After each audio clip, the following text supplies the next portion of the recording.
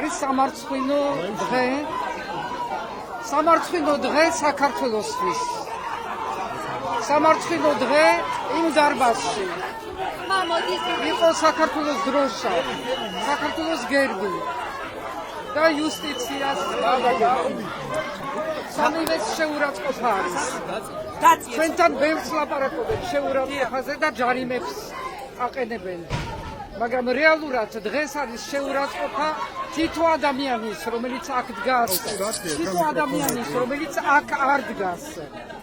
თითო წევრის, ჩვენი საზოგადოების, რომელიც დუმს, იმიტომ რომ ქვეყანა, სადაც სასამართლო არ არსებობს, ის ქვეყანა აღარ არის, ის სახელმწიფო აღარ არის და ყველა გადაიხდის ამის ზედ. ის ადამიანები სწორედ, რომელიც დღეს ტაშს უკრავენ ასეთ სამარცხვინო გადაწყვეტილებას, ის მოსამართლე, ის პროკურორი, რომელიც იქ ძიან ხედან ამ დარბაზში და არ ვიცი რას ფიქრობენ, როგორი მომავალი ექნებათ მათ, მე ვიცი რა მომავალი ექნება მათ ტელევიზიას.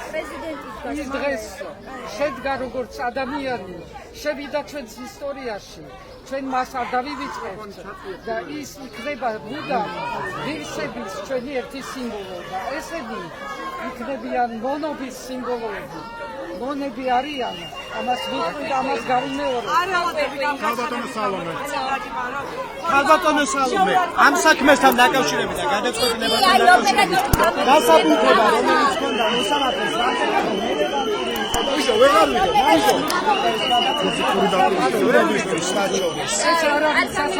შეუძლებელი გადაღება სასაფეხურებზე და სასტრასბურგში.